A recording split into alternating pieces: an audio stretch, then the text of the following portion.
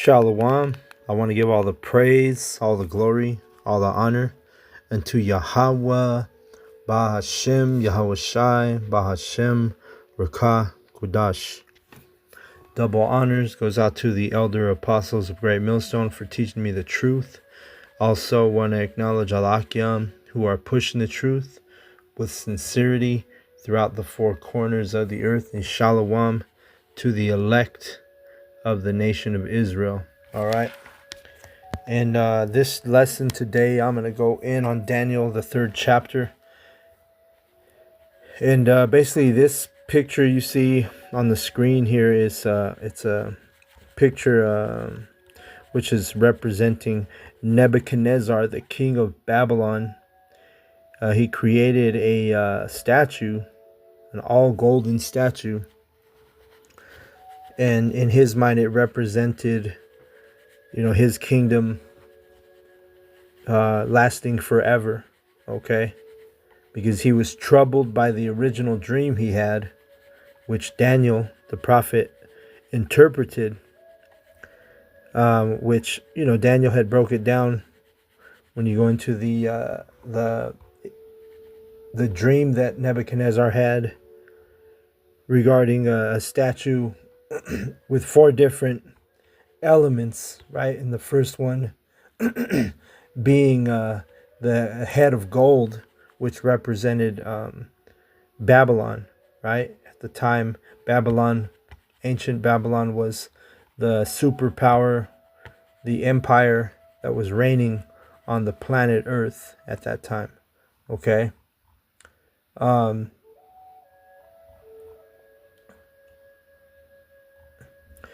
So anyway, I'm not going to go in on the old statue that he had a dream about, but this is the statue that he devised and created because he wanted to believe his empire, his kingdom, the Babylonian Empire, was going to strive and continue on forever, right? Because the heathen, that's kind of their MO. They've always been arrogant, and really Esau Edom is the most arrogant, obviously, but this is representing the arrogance, and the pride of ancient Babylon. Because, like I said, he created this statue, representing, which is all gold, representing that his kingdom would last forever, right? That's what it represents. But that was not the prophecy, and that was not the truth, so it didn't come to pass that way. Ancient Babylon got destroyed, or got destroyed is not the right word. They got overthrown by the Medo-Persian Empire. Okay, so he had devised this wicked statue representing his kingdom lasting forever, which the statue that he had in his dream, only the head was gold. And the other parts of the body, you had the brass part of the body. In the dream, it was a representing the Medo-Persian Empire. And then you had the iron part, which were the legs, which represented Rome. And then you had the ones that were iron and clay, which represented the feet, which represented, basically the time we're in now. Each part of the statue he had a dream about represented a different era, a different kingdom that was in power. I'll re-say that. You had the golden head, which represented the time that they were in during the time of the prophecy, during the time of the dream. The gold head represented Babylon. Then you had the kingdom of brass, which was the chest area, which represented Medo-Persian and Greece. And then you had the iron, which represented, that was the legs, which represented Rome, the Roman Empire. And then you had the toes and the feet, which were mixed with iron and clay and miry clay, right? And that basically represents the time, the era that we're in right now. Okay. So anyway, he had devised this, statue that created a all solid gold statue from head to toe, because like I said, he wanted his kingdom to last forever. So he made a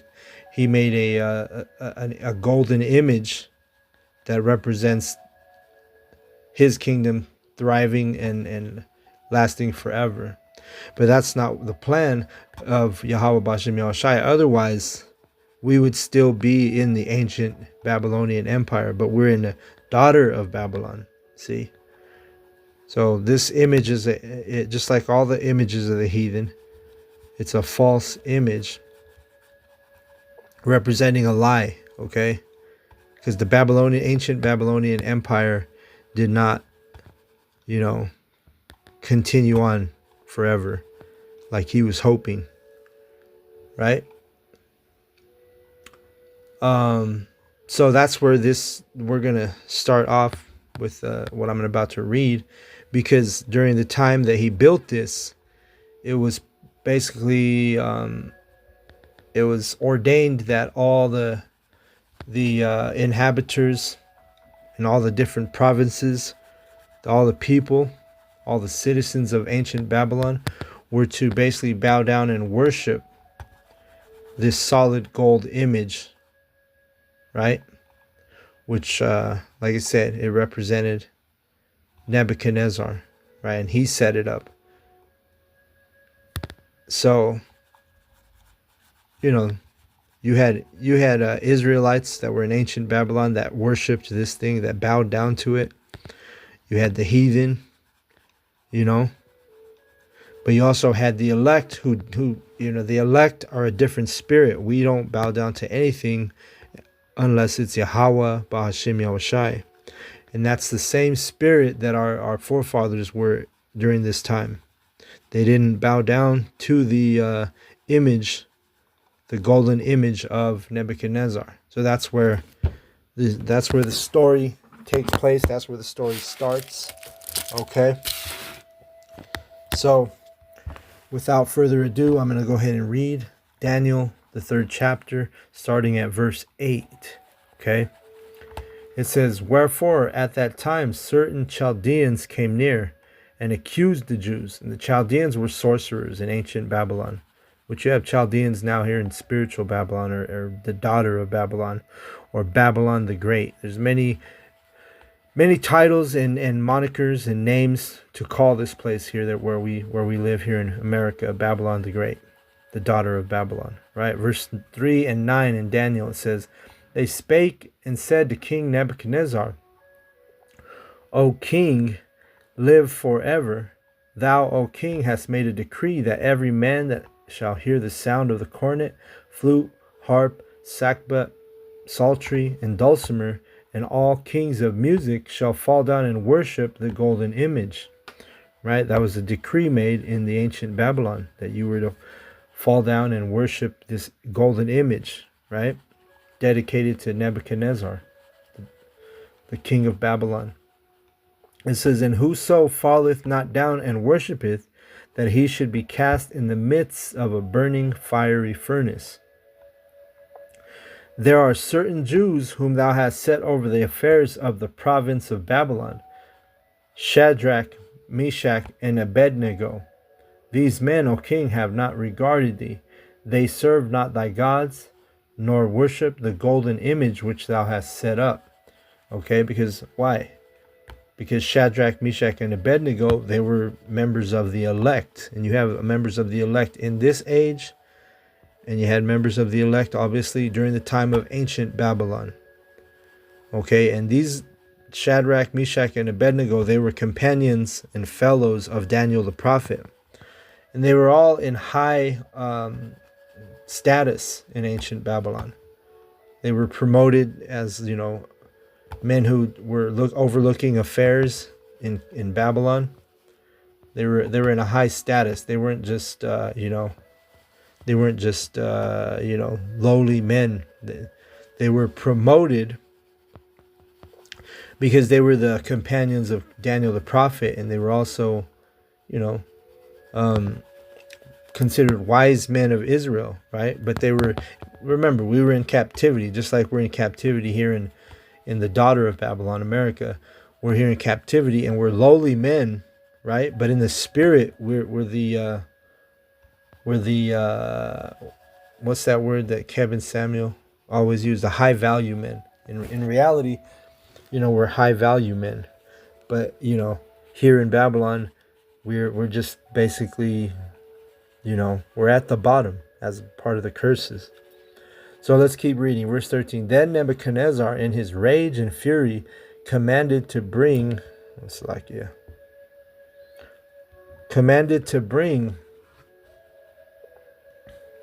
Shadrach, Meshach, and Abednego. Then they brought these men before the king. Okay. So he was pissed off because Shadrach, Meshach, and Abednego, even though he had appointed them as leaders and overlooking affairs in ancient Babylon, like I said, they were high status citizens of ancient Babylon, but they were elect men who were not going to bow down to his golden image that you see on the photo here, right? And by the way, Shadrach, Meshach, and Abednego, those were their slave names, right? Their names in captivity, their Babylonian names, okay? Because their real names, they're just like us. That's why when you come into this ministry, this truth, you as an Israelite, you come. There's a point when you need to choose a Hebrew name, right? Because we have our slave names, right, and then we have our Hebrew names. And brothers, we open up our lessons introducing ourselves, and we call ourselves by our Hebrew names. Those are our true names, not the name that's on your birth certificate, which is it's a slave name. It's a name that you were given in captivity.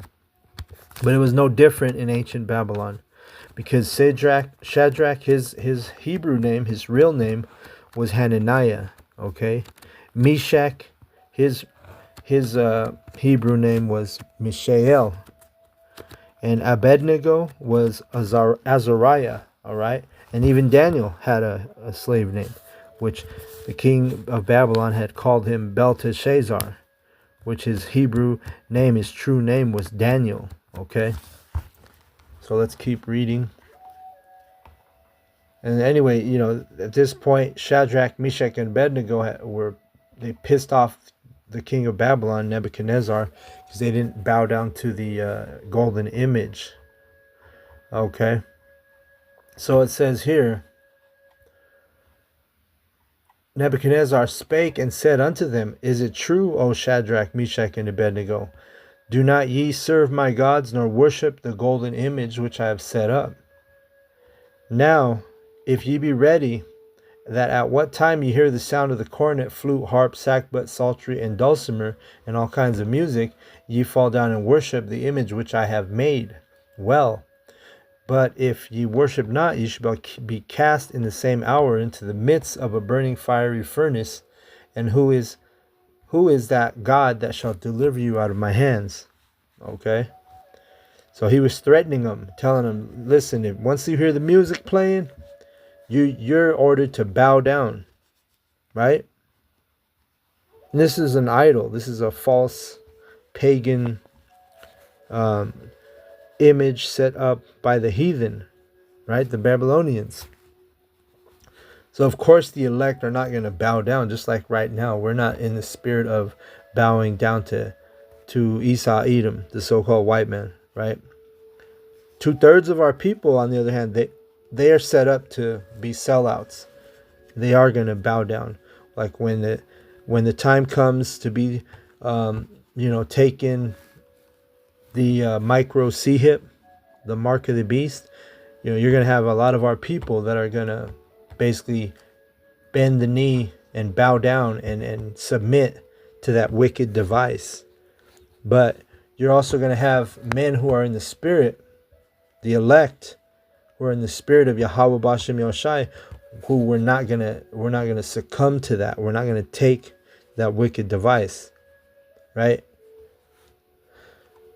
And it says, let's read Daniel 3:16. It says, Shadrach, Meshach, and Abednego answered and said to the king, O Nebuchadnezzar, we are not careful to answer thee in this matter.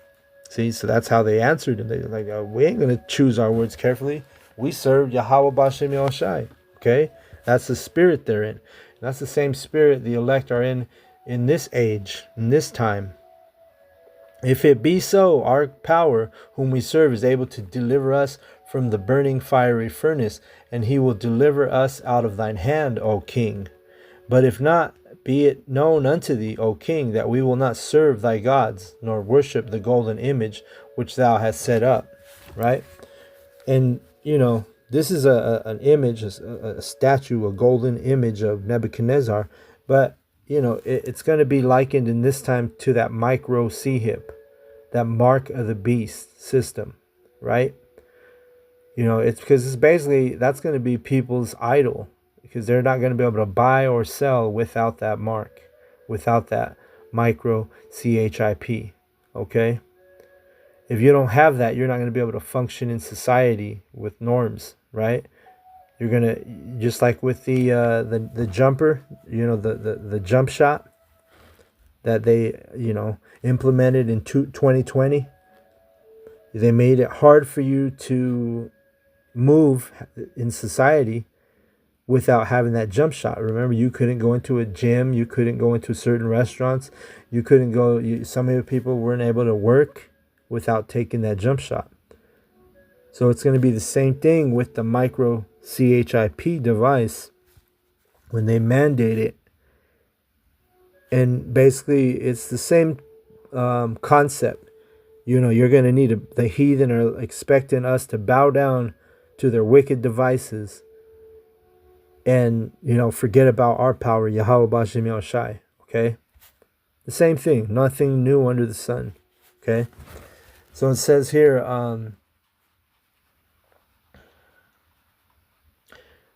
let's see, where did I leave off? Okay. Verse 20, it says, And he commanded the most mighty men that were in his army to bind Shadrach, Meshach, and Abednego, and to cast them into the burning fiery furnace. Then these men were bound in their coats, their hosen, and their hats, and their garments, and were cast into the midst of the burning fiery furnace. So they bound them up, Shadrach, Meshach, and Abednego, and threw them in the fiery furnace, right? As a punishment for not bowing down to the golden image of Nebuchadnezzar. All right? It says, And these three men, Shadrach, Meshach, fell down and bound in the midst of the burning fiery furnace. Then Nebuchadnezzar the king was astonished, and rose up in haste, and spake, and said unto his counselors, Did not we cast three men bound in the midst of the fire? They answered and said unto the king, True, O king. All right? Because he was astonished or surprised that they weren't burnt up dead in the fire. Because let's read what happened. Remember, this is a miracle happening here. And this is what's going to happen in this time. There are going to be miracles that are going to happen before these people. And they're going to realize who the men of the Lord are. All right, just like in this story here, Nebuchadnezzar began to realize, like, oh shit, these dudes ain't even getting harmed by the fire, right? Let's read it. Daniel 3:25, he answered and said, Lo, I see four men loose, walking in the midst of the fire, and they have no hurt. And the form of the fourth is like a son of the God. So they saw Yahushua in the midst of the fire with them. Okay? Then Nebuchadnezzar came near to the mouth of the burning fiery furnace, and spake and said, Shadrach, Meshach, and Abednego, ye servants of the Most High Yahawah, come forth and come hither. Then Shadrach, Meshach, and Abednego came forth of the midst of the fire. See, so nothing happened, man. Right? That fire wasn't able to touch them. Okay? Let me grab a quick precept real quick. Sirach chapter 2 KJV. Alright, let's get this precept in Sirach.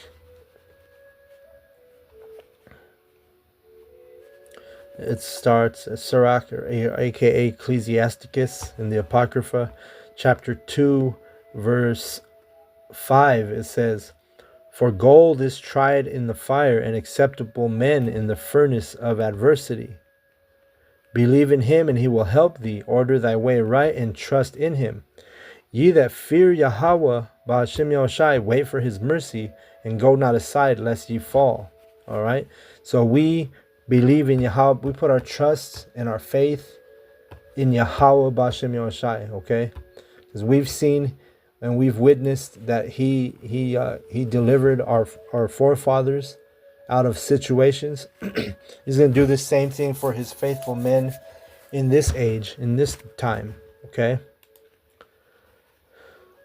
So, no matter we go through the fire, and the fire represents tribulation, trials and tribulations, adversity, right? We're going to go through all that as men of the elect. The hopeful elect is going to go through that. But anyway, back to the Daniel chapter 3, they were stunned and they couldn't believe that the men were not harmed or hurt in the fiery furnace, okay? It says, "Then Nebuchadnezzar came near to the mouth of the burning fiery furnace and..."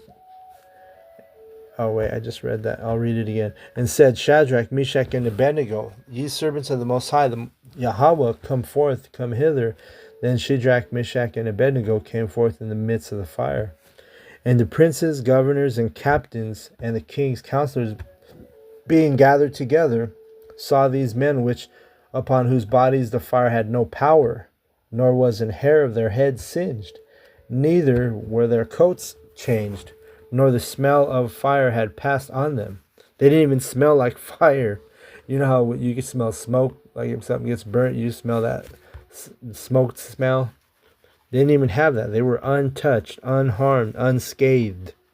And why was that? Because of the Most High Yahawah B'Ashem Yahushai brought them through the fire, right? Let's get another precept real quick. Zechariah 13 and verse 8. It says, "And it shall be..." Zechariah 13 and 8, it says, "And it shall come to pass that in all the land, saith Yahawah, 2 parts therein shall be cut off and die, but the third shall be left therein." All right, and that represents the 2/3 who are going to die. Because why? They're going to bend the knee to the heathen. They're going to bend the knee to Esau, Edom. They're going to take the RFID, micro CHIP, right? But the elect that is going to be left therein we're not going to bend the knee. We're not going to take the wicked device that that Esau Edom tries to put in us, right? We're not going to accept that. We're going to rather die than take and put a wicked device in our hand or in our forehead, right? Revelation 13 and 16. Okay, and it says, "And I will bring the third part through the fire, and will refine them as silver is refined. And I will try them as gold is tried. And they shall call on my name, and I will hear them, and I will say, It is my people, and they shall say, Yahawah is my power." Okay? So we're going to put our faith in Yahawah B'Ashem Yahushai. We're going to call on the names of Yahawah B'Ashem Yahushai for him to deliver us out of these trials and tribulations. Okay? The spirit of the elect, we have so much faith and so much belief and so much dedication towards Yahawah B'Ashem Yahushai that he's going to reward us by delivering us from the fire, right? And again, the fire represents trials, tribulations. It's going to actually be an actual fire, just like Shadrach, Meshach, and Abednego had to deal with, being thrown into the fiery furnace. Well, guess what? Babylon America is going to be one giant fiery furnace when they send nuclear missiles and destroy this place. But guess what? The elect are going to come out of that thing unscathed, okay, unhinged, unsinged, right? So let's go back to Daniel, the 3rd chapter, and read verse